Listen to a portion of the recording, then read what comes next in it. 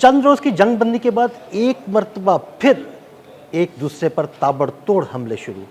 Iran की जानिब से गुज़िश्ता रोज़ उर्दन में अमरीकी एयरबेस को निशाना बनाया गया। उसके बाद अमेरिका ने ईरान में खौफनाक बमबारी की है, कई शहरों को निशाना बनाया है। वहाँ पर इस वक्त क्या सूरत हाल है और अब ईरान का जवाब क्या होगा, इस बारे में अज़हर अली ख़ान से बात करते हैं। अज़हर भाई, चंद रोज़ी जंगबंदी बरकरार रही, कल ईरान ने फिर हमला किया उर्दन में अमरीकी एयरबेस पर। उसके बाद अमेरिका ने ईरान में बड़े खौफनाक हमले किए हैं। वहाँ पर इस वक्त क्या सूरत हाल है, किन शहरों पर हमले किए गए हैं और अब ईरान का जवाब क्या होगा? अदिल भाई, ये ईरान में जो हमले किए गए हैं अमेरिका की जानिब से, वो बुनियादी तौर पे उन्होंने बहुत सारे कोस्टल एरियाज़ को, साहिली इलाकों को निशाना बनाया है और उनके जज़ायर को निशाना बनाया है। और असल में वो चाहते थे कि वो जुनूबी हिस्सा जो ईरान का है उसको ज़रा गर्म कर दें।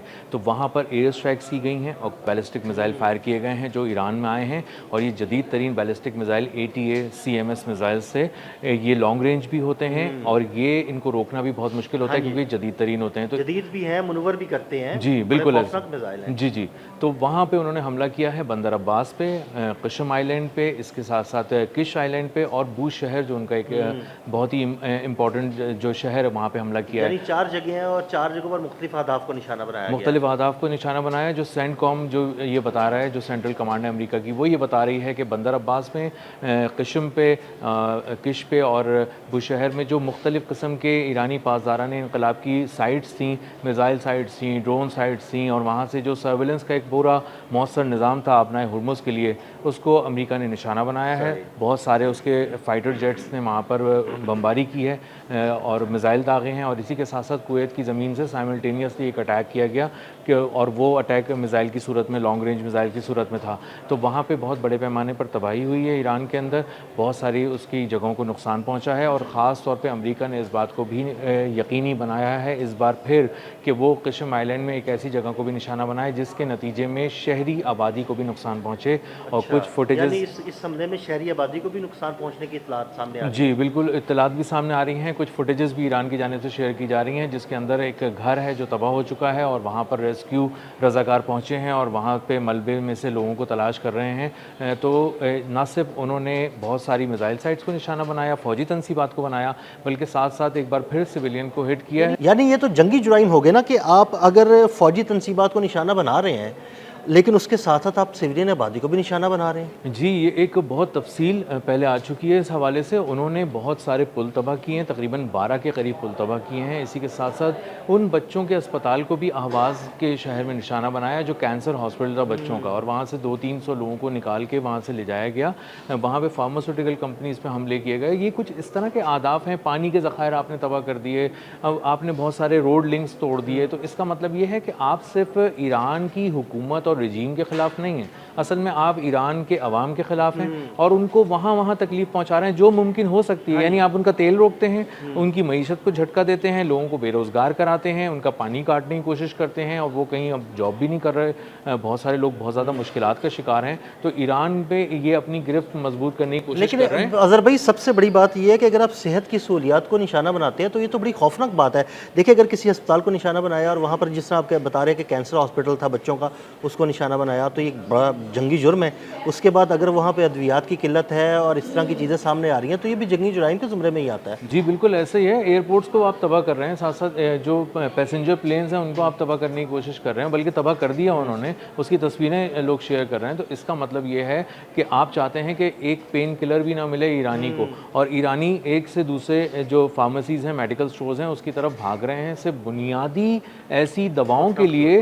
जी, जो बुखार की दवा होती है, जो आम दर्द को कम करने की दवा होती है, अगर आप पेन किलर्स के लिए इतनी तगो-दौ कर रहे हैं तो इसका अंदाज़ा ये होता है कि जो स्पेशलाइज्ड किस्म की फार्मास्यूटिकल कंपनीज़ जो ये दवाएं बना रही है, जो ख़ास तौर पे कैंसर पेशेंट्स के लिए है या किसी और तरह के अमराज के लिए जो मोहलिक अमराज होते हैं, तो वो दवाएं अगर शॉर्ट हो गई मार्केट से और आप उसको ढूंढते फिर रहे हैं, तो यानी किस कदर आप कर्ब से दो चार उस शख्स को कर रहे हैं जो ऑलरेडी बहुत ज़्यादा परेशानी से गुजर रहा है, तकलीफ से गुजर रहा है। अच्छा अज़हर भाई, अब जो सूरत हाल बन रही है, अमेरिका ने हमला किया, खौफनाक तबाही मची है इस वक्त, इसके बाद अब ईरान का रद्द-ए-अमल क्या हो सकता है? कहाँ-कहाँ निशाना बनाया जा सकता है? ख़ासतौर पे अगर कुवैत से हमला हुआ है तो वहाँ पर तो निशाना बनाया जाएगा, और कौन-कौन से अहदाफ सामने आ सकते हैं?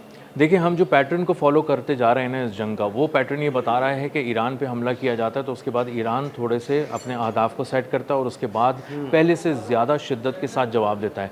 तो यहाँ पे ये बात तो तकरीबन, जो अगर आप उस पूरी ट्रेल को देखें तो ये बात तो तय है कि कुवैत की जिस एयरबेस से हमला किया गया है उसको नहीं छोड़ा जाएगा।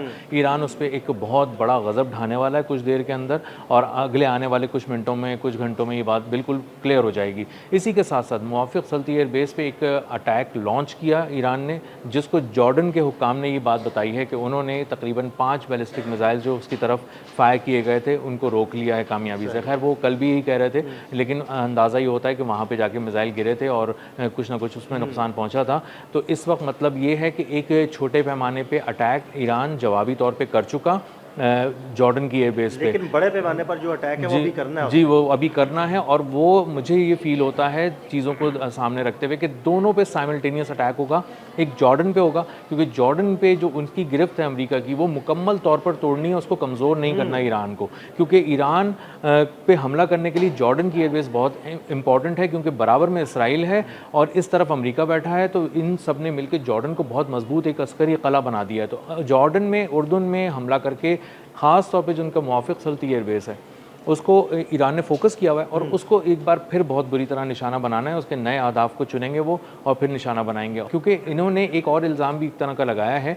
आज इन्होंने मिस्र में 2 ऑयल टैंकर्स, जी बिल्कुल, 2 ऑयल टैंकर्स जो है वो तबाह हुए हैं। उस पर सुना जा रहा है कि ड्रोन हमला किया गया है, और इल्ज़ाम शायद इन्हीं लोगों पे लगाया जा रहा है। जी, वो ड्रोन हमला किया है उन्होंने, और बगैर इस बात के कि ईरान ने कहा है कि ये हमने हमला किया, उन्होंने तो अब तक कोई ऐसी बात नहीं की। उसके बावजूद उस पर इल्ज़ाम धर दिया गया है कि ड्रोन अटैक ईरान की जानिब से हुआ है और हम इसका बहुत जल्दी जवाब देंगे। तो असल में अमेरिका बहाने भी ढूंढ रहा है, अमेरिका ये बात तय कर रहा है। हमें इस सारी चीज़ के पीछे जाके देखना चाहिए। वाशिंगटन के कमरे में जो मुलाकात हुई है 2 रोज़ पहले डोनाल्ड ट्रंप, नेतन्याहू और ज़ेलेंस्की की, अगर हम उस वाइट हाउस की खिड़की से बाहर झाँक के देखें तो हमें इस पूरे खित्ते में आग लगी नज़र आएगी। 2 दिन पहले मैंने और आमिर रज़ा ने एक वीलॉग किया था जिसमें हमने ये बात की थी कि व्हाइट हाउस का एक वॉर रूम है, उसमें ज़ेलेंस्की, नेतन्याहू और ट्रंप बैठे हुए हैं, और इस बात की मनसूबाबंदी की जा रही है कि एक तो मशरिक़ वस्ता में दोबारा आग कैसे लगानी है, और दूसरी जानिब रशिया और यूरोप को एक दूसरे के सामने कैसे लेके आना है। बिल्कुल ऐसे ही है, और वो काफ़ी हद तक इसमें कामयाब भी हो रहे हैं। हम आगे जाके कुछ चीज़ों को बताएंगे कि किस तरह से, किसी वक्त हम एक अलग से व्लॉग करेंगे कि किस तरह से इन दोनों की जंग अब छिड़ चुकी है ऑलमोस्ट। रशिया की और आमने सामने आ चुके हैं और वहाँ पे मिसाइल गिरना शुरू हो गए।